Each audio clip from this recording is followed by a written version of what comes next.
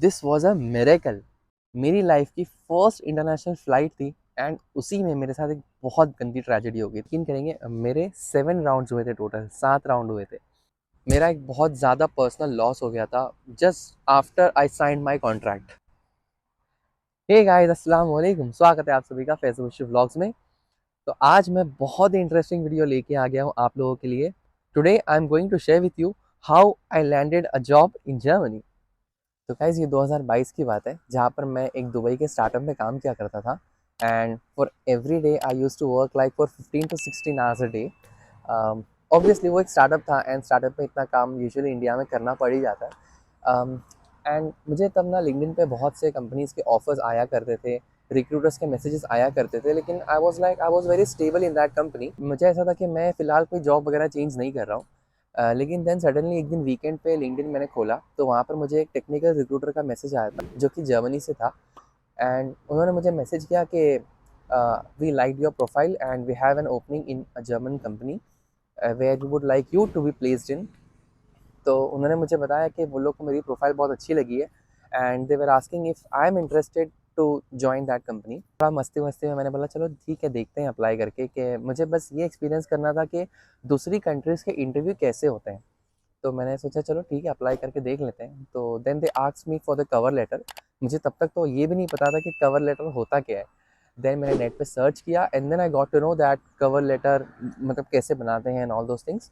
तो मैंने cover letter बनाया और मैंने अप्लाई कर दिया। देन एक हफ्ते के बाद में मुझे सामने से उसका मैसेज आया एंड देन दे सेड के we have shortlisted your resume and we would like to take an interview, so please tell me your availability. तब मुझे ऐसा लगा कि चलो मेरा रेज्यूमे शॉर्टलिस्ट हुआ है, इसका मतलब चलो देखते हैं आगे और इंटरव्यू दे के इसका कैसे बात बनती है आगे। देन मैंने शेड्यूल किया अपना इंटरव्यू और उसके बाद में मेरे, यकीन करेंगे, मेरे 7 राउंड्स हुए थे, टोटल 7 राउंड हुए थे। जिसमें से पहला एचआर राउंड होता है, यस, सबसे पहले एचआर राउंड होता है।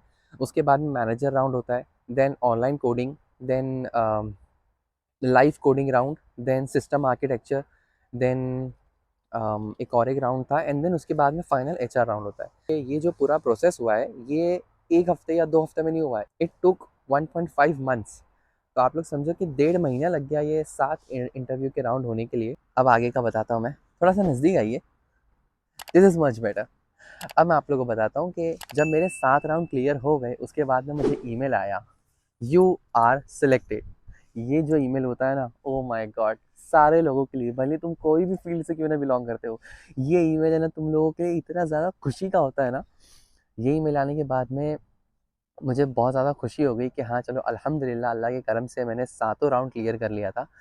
अब इसके बाद में जो इम्पोर्टेंट बात आती है वो होती है कि अब सैलरी डिस्कस करना होता है जो उसके लिए मैंने एक अलग से कॉल शेड्यूल किया था जहाँ पर मैंने सैलरी डिस्कस किया, मेरे क्या क्या पर्क्स हैं, मेरे क्या क्या बेनिफिट्स हैं, एंड इंश्योरेंस वगैरह प्रोवाइड करेगी कि नहीं करेगी कंपनी, अकोमोडेशन प्रोवाइड करेगी कि नहीं करेगी कंपनी।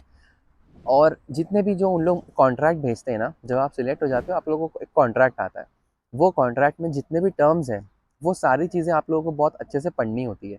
मैंने वो सारी चीज़ें अच्छे से पढ़ा, मुझे जितने भी डाउट्स थे मैंने सारे के सारे डाउट्स नोट डाउन किया एंड मैंने जो कॉल शेड्यूल किया था सैलरी नेगोशिएशन के लिए, मैंने उस कॉल में सारी चीज़ें डिस्कस किया बहुत ही डिटेल में।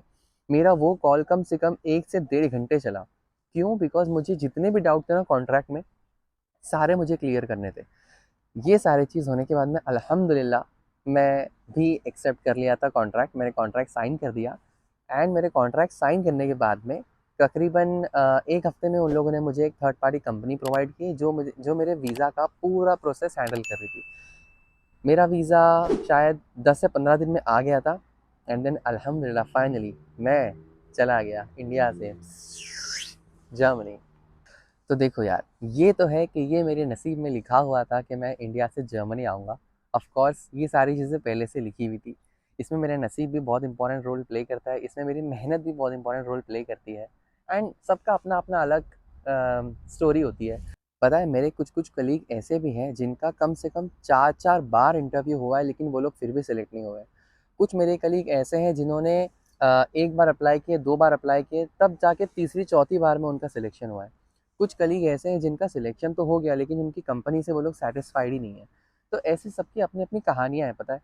और मैं आप लोग को ये बताना चाहता हूँ कि हर एक की कहानी सेम नहीं होती है। आप लोग की अपना एक्सपीरियंस होगा, आप लोग की अपनी कहानी होगी, मेरी अपनी कहानी, मेरे अपने एक्सपीरियंसेस है। मैं आप लोगों को अब बताता हूँ कि मेरे साथ क्या-क्या ट्रेजेडीज़ भी हुई है। कि जब मैंने कॉन्ट्रैक्ट साइन किया था, उसके नेक्स्ट डे ही मेरे अब्बा का इंतकाल हो गया था। अल्लाह उनको जन्नत नसीब करे। तो मेरे लिए बहुत ज़्यादा शॉकिंग न्यूज़ हो गई थी कि कॉन्ट्रैक्ट साइन हो गया, हर चीज़ अलाइन्ड हो गई। मैंने मेरी करंट कंपनी में रेज़िग्नेशन डाल दिया हूँ एंड देन अब्बा का इंतकाल हो गया। एक बहुत बड़ा लॉस था मेरे लिए पर्सनली, और ये बात आप लोग समझ ही सकते हो। ख़ैर ये होने के बाद में मैंने मेरी कंपनी से थोड़ा-सा टाइम भी माँग लिया था कि मैं थोड़े दिन और अपनी फ़ैमिली के साथ गुज़ारना चाहता हूँ। ये तो एक बात हो गई। अब सेकंड बात ये भी होती है ना कि जब आपका कहीं बाहर सिलेक्शन हो जाता है कंपनी में, तो सबसे पहले आप लोग के घर में सब खुश तो बहुत होते हैं, लेकिन उनको अंदर से कहीं ये भी डर होता है, ख़ास करके पेरेंट्स को, कि हमारा बच्चा बाहर जा रहा है तो कहीं ऐसा ना हो जाए कि वो बाहर का बाहर ही रह जाए, वो कभी वापस लौट के ही ना आए। मेरे भी पेरेंट्स थोड़े से फ़िक्रमंद हो गए थे। खुश तो बहुत थे लेकिन थोड़े फ़िक्रमंद भी हो गए थे। बट देन उन्होंने अल्हम्दुलिल्लाह मुझे सपोर्ट भी किए, उन्होंने मुझे आगे बढ़ाया। ये बात भी है कि देखो मेरा वहाँ पर एक बड़ा भाई भी है जो मेरे पेरेंट्स के साथ रहता है, तो मुझे उस बात का भी बहुत ज़्यादा एक सपोर्ट है। मुझे मुझे मेरे भाई ने भी बहुत ज़्यादा सपोर्ट किया है। वहाँ पर कुछ भी ऊपर-नीचे होता है तो मेरा भाई है जो सबसे पहले वहाँ पर खड़ा रहता है चीज़ों के लिए। वो बात का भी इत्मीनान है। सेकेंडली मैं सबको ये मैसेज ज़रूर पहुँचाना चाहूँगा कि आप लोग के बच्चों को अगर कोई भी अपॉर्च्युनिटी आती है ना, मैं सारे पेरेंट्स से ये बात कहना चाहता हूँ, तो आप लोग उसको सपोर्ट करो, मोटिवेट करो। इंशाल्लाह वो चीज़ आगे जाके आप लोग के लिए बेहतरी साबित हो जाएगी। पर आप लोग जितना उस चीज़ से डरोगे, उसको हाथ ऐसे टाइट रख के चलोगे ना, उतना वो बच्चा अंदर ही अंदर कंप्रेस होता जाएगा और एक दिन जब वो फूटेगा तो वो आप लोग से भी बर्दाश्त नहीं हो पाएगा। लोग ऐसा मत समझो कि मैं सीधा बस इंडिया से जर्मनी आ गया, ऐसा नहीं। मेरे घर में अल्हम्दुलिल्लाह वो माहौल था, वो मम्मी ने, मेरे डैडी ने, सब ने, मेरे लोगों ने सपोर्ट किए थे। ऐसा माहौल घर में रखे थे कि मैं एक अच्छी तालीम ले सकूँ, मैं अच्छा एजुकेशन ले सकूँ, मैं अपनी पढ़ाई पे फ़ोकस कर सकूँ। तो आप लोग भी ये मेक श्योर करो कि आप लोग के घर में जो माहौल हो वो अच्छा हो, एजुकेशनल हो। खैर, coming back to the video, और एक ट्रेजेडी ये हो गई थी कि जब मैं एयरपोर्ट पे था, मेरी ज़िंदगी की सबसे पहली इंटरनेशनल फ़्लाइट थी, और जो मेरा पहला लेओवर था, वहीं पे मेरे साथ ऐसा सीन हो गया कि मेरा मोबाइल चोरी हो गया। मेरा मोबाइल घूम गया था, मुझे पता नहीं, और मेरी फ़्लाइट को निकलने के लिए सिर्फ़ 25 मिनट बचे थे। वो बहुत खतरनाक था सीन। क्या आप लोग को भी ये जानना है कि मेरे साथ इंटरव्यू में क्या-क्या हुआ था? मेरे से ऐसे क्या क्वेश्चंस पूछे गए थे जिसका जिसका मुझे आंसर ही नहीं आया, और ऐसे क्या क्वेश्चन थे जिस पे यार सामने वाला पूरा इम्प्रेस हो गया। बहुत सी चीज़ें हुई है। अगर आप लोग को जानना है, कमेंट करके बताओ, मैं एक ख़ास वीडियो आप लोग के लिए बनाऊँगा सिर्फ़ इस टॉपिक पे कि 7 इंटरव्यू मेरे कैसे हुए, क्या-क्या क्वेश्चंस पूछे गए थे, आप लोग का रिज़्यूमे कैसे होना चाहिए, आप लोग का कवर लेटर कितना मायने रखता है, और वो क्या चीज़ है जिससे कोई भी इम्प्रेस हो जाए आपके इंटरव्यू में। कमेंट करके ज़रूर बताना।